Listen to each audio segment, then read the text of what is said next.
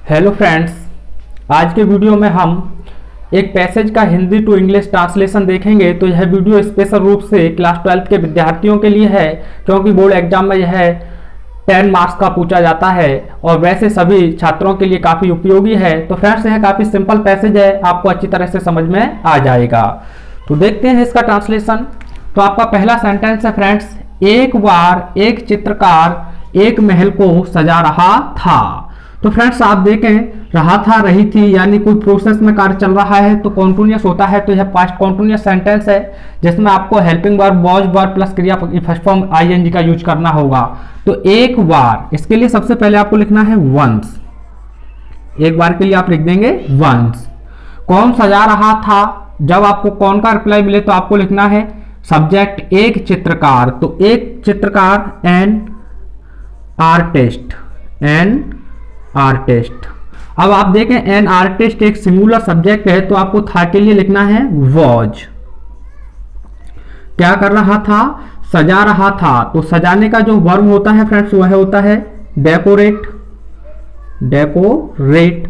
उसमें आपको रहा रही रहे देखने को मिले तो आईएनजी ऐड करना है, तो इसमें आईएनजी कर देंगे। तो डेकोरेटिंग, किस चीज को, एक महल को। तो फ्रेंड्स, को आया है, लेकिन इसके लिए टू नहीं लिखेंगे, क्योंकि हमारा वर्ब के बाद अगर ऑब्जेक्ट लिखा जाता है तो सीधे ऑब्जेक्ट को ही लिख देते हैं, ना कि को की टू लिखते हैं। तो आपको लिखना होगा आ पैलेस, आ पैलेस। तो इस प्रकार से है आपका पहला सेंटेंस ट्रांसलेट हो जाएगा। Translate, once an artist was decorating a palace.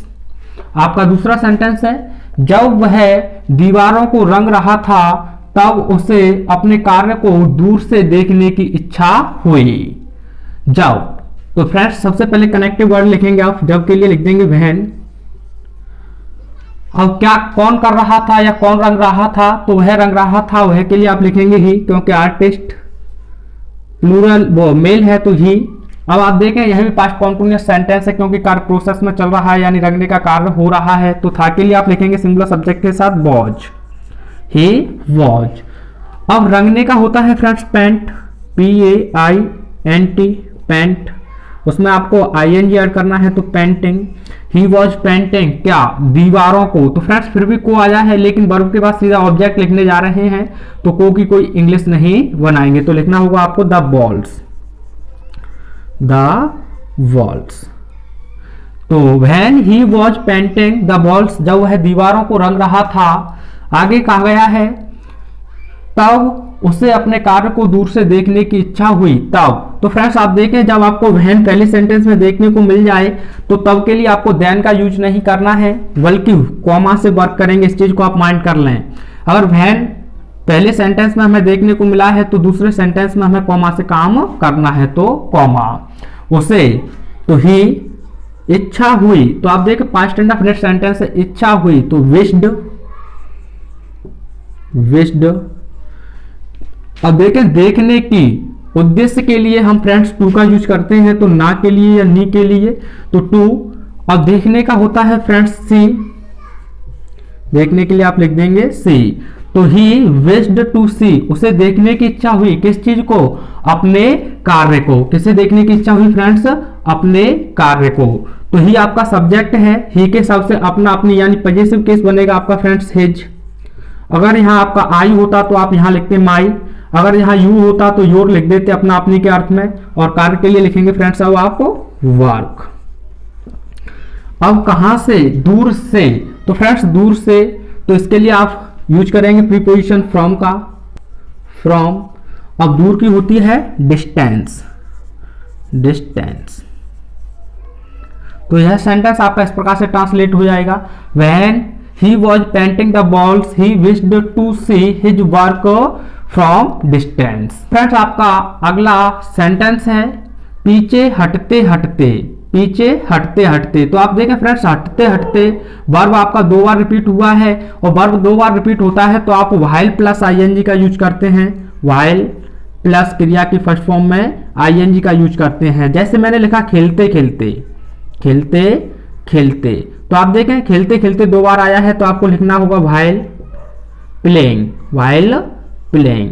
अगर ऐसे कह दिया जाए खाते खाते, तो व्हाइल ईटिंग, सोते सोते वाइल स्लीपिंग, दौड़ते दौड़ते वाइल रनिंग। इस प्रकार से आपको ट्रांसलेट करने होते हैं। तो इसमें आपको वाइल प्लस क्रिया की फर्स्ट फॉर्म प्लस आईएनजी का यूज करना होगा। तो आपको लिखना होगा वाइल, पीछे हटने का होता है, हटते हटते का तो मूविंग, और पीछे के लिए आप लिख देंगे बैक, वाइल मूविंग बैक। अगर ऐसे ही होता, वह खेलते खेलते घर गया, तो he went to home while playing, या while playing he went to home, या ही वेंट होम। आगे कहा गया है वह चबूतरे के छोर तक पहुंच गया, वह चबूतरे के छोर तक पहुंच गया। तो वह के लिए आप लिख देंगे फ्रेंड्स यहाँ ही पहुंच गया, पास्ट इंडेफिनिट है तो रीच्ड सेकंड फॉर्म का यूज करेंगे, ही रीच्ड। छोर तक तो at the end of platform, चबूतरे के लिए आप लिखेंगे प्लेटफॉर्म, प्लेटफॉर्म। इस प्रकार से ट्रांसलेट हो जाएगा। While moving back, he reached at the end of platform। तो फ्रेंड्स आपका अगला एग्जाम्पल, अगला सेंटेंस है, यदि वह एक कदम और पीछे हटा होता। तो एक कंडीशनल सेंटेंस है, यदि के साथ बताया गया है कि उसने अगर ऐसा काम किया होता, तो आगे बताया है तो वह जमीन पर गिर पड़ता, या वह जमीन पर गिरा होता। तो फ्रेंड्स आप देखें, हटा होता, बड़े आ के मात्रा के बाद होता होती देखने को मिले, तो पहले सेंटेंस में आपको हैड प्लस B3 का यूज करना है, तथा सेकंड वाले सेंटेंस में वुड हैव का यूज करना होता है। तो यदि के लिए आप लिख देंगे इफ, कंडीशनल सेंटेंस है फ्रेंड्स, इफ वह ही क्या किया होता, पीछे हटा होता, तो आप यहां यूज करेंगे had, he, if he had, यदि वह हटा होता और एक कदम पीछे, तो मूव्ड, हटने का होता है मूव्ड, एक कदम तो अ मोर या one more step, one more step, एक और कदम तो one more step. If he had moved one more step, अगर वह एक कदम और पीछे हटा होता। अब इफ के साथ आपको कॉमा का यूज करना है, तो के लिए वह जमीन पर गिरा होता, यानी गिर पड़ता था, जमीन पर गिरा होता, तो आप लिखेंगे ही। अब आपको यूज करना है वुड हैव प्लस B3 का, तो would have, he would have, गिरा होता फॉलन, गिरने का होता है फ्रेंड्स फॉल, तो थर्ड फॉर्म लिखेंगे फॉलन। नीचे गिरा होता तो down on the ground, down on the ground. इस प्रकार से आपका यह सेंटेंस यूज हो जाएगा। कंडीशनल सेंटेंस में होता, होती और बढ़िया का डंडा आपको देखने को मिले, यानी इसका मतलब होता चुका, होता चुकी, होते, तो हैड प्लस B3 पहले क्लाउज में यूज करना है, तथा सेकंड क्लाउज में वुड हैव या फिर कुड हैव का यूज करना होता है। तो फ्रेंड्स आपका अगला सेंटेंस है, उसके नौकर ने उसे देख लिया, उसके नौकर ने उसे देख लिया। देखिए पास्ट इंडेफिनिट सेंटेंस है, तो उसके नौकर ने हिज सर्वेंट, हिज सर्वेंट, यानी उसके नौकर ने हिज सर्वेंट देख लिया। पास्ट इंडेफिनिट सेंटेंस है, तो सी का सेकंड फॉर्म लिखेंगे आप यहाँ सॉ, हिज सर्वेंट सॉ, उसे ऑब्जेक्ट के रूप में लिखेंगे तो हिम, ही सॉ हिम। आगे है, उसने एकदम दीवार पर रंग का बर्तन फेंक दिया, यानी उसने एकदम दीवार पर रंग का बर्तन फेंक दिया, अर्थात रंग से भरा हुआ बर्तन फेंक दिया। उसने तो ही, एकदम एट वंस, आप चाहें तो आगे लिख सकते हैं एट वंस ही, या फिर ही एट वंस फेंक दिया। पास्ट इंडेफिनिट सेंटेंस है, सेकंड फॉर्म का यूज करेंगे, तो थ्रू का सेकंड फॉर्म होता है फ्रेंड्स थ्रू, ही, यानी ही एट वंस थ्रू, उसने फेंक दिया, क्या फेंक दिया, रंग से भरा हुआ बर्तन। तो आप लिखेंगे the pot full of colour, यानी कि रंग से भरा हुआ बर्तन, बर्तन के लिए pot, the pot full of colour, यानी रंग से भरा हुआ बर्तन।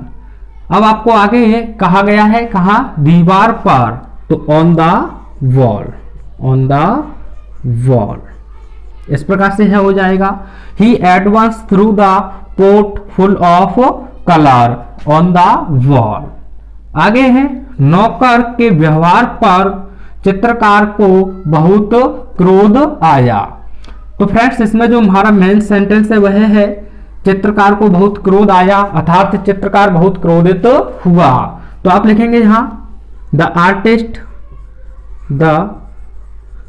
आर्टिस्ट हुआ बिकेम, सेकंड फॉर्म का यूज करेंगे, पास्ट इंडेफिनिट सेंटेंस है तो द आर्टिस्ट बिकेम क्या हुआ, नाराज, तो बिकेम वेरी, बहुत, वेरी एंग्री।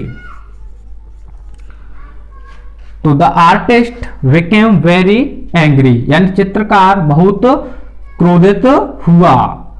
कहां, नौकर के व्यवहार पर, तो पर के लिए आप एट का यूज करते हैं, तो at the behaviour of the servant. तो the artist became very angry at the behaviour of the servant. यह आपका सेंटेंस इस प्रकार से ट्रांसलेट हो जाएगा। आगे है सेंटेंस है, वह तुरंत उसे दंड देने के लिए आगे बढ़ा, अर्थात वो है प्रोसीड किया। तो तुरंत ही आप लिखेंगे एट वंस, तुरंत ही या शीघ्र ही, एट वंस वह के लिए आप लिखेंगे ही, आगे बढ़ा। पास्ट इंडेफिनिट सेंटेंस है तो सेकंड फॉर्म का यूज करेंगे, प्रोसीड, तो आपको लिखना होगा प्रोसीडेड माने होता है आगे बढ़ना, तो ही प्रोसीडेड, वह आगे बढ़ा, क्या करने के लिए, दंड देने के लिए। उद्देश्य दिखाया गया है तो ना के लिए, नी के लिए वैसे फॉर लिखते, लेकिन उद्देश्य दिखाया गया है, यहाँ आप टू का यूज करेंगे, टू। दंड देने का होता है फ्रेंड्स पनिश, तो प्रोसीडेड टू पनिश, किससे, यानी कि नौकर को, अर्थात उसे, तो आप लिख देंगे यहां हिम। तो यह इस प्रकार से ट्रांसलेट हो जाएगा, at once he proceeded to punish him, अर्थात तो वह उसे तुरंत ही दंड देने के लिए आगे बढ़ा। तो फ्रेंड्स आपका अगला सेंटेंस है, नौकर ने रंग फेंकने का कारण बताया। नौकर ने रंग फेंकने का कारण बताया, तो आप बताएं, नौकर ने रंग फेंकने का कारण बताया, तो किसने बताया, नौकर ने, तो आप लिखेंगे द सर्वेंट बताया, टोल्ड, द सर्वेंट टोल्ड, क्या, कारण, तो रीजन ऑफ फेंकने का, यानी रंग फेंकने का, थ्रोइंग द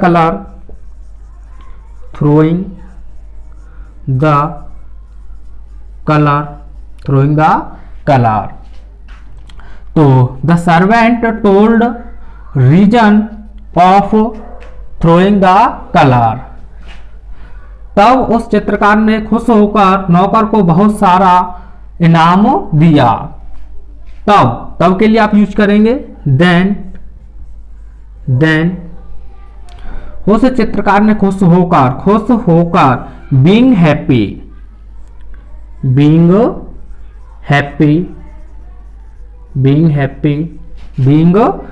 यानी खुश होकर, बीइंग हैप्पी। उस चित्रकार ने नौकर को बहुत सारा इनाम दिया, तो बीइंग हैप्पी, दैट आर्टिस्ट इनाम दिया, तो gave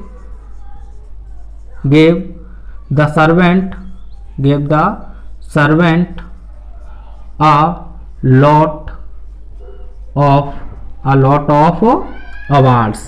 a lot of awards। तो फ्रेंड्स इस प्रकार से आपका जो स्टोरी है वह पूरा इस प्रकार से ट्रांसलेट हो जाएगा। आप चाहें तो इसका एक स्क्रीनशॉट ले सकते हैं। वीडियो पसंद आया हो तो अपने मित्रों के साथ लाइक, शेयर और सब्सक्राइब जरूर करें। Thanks for watching.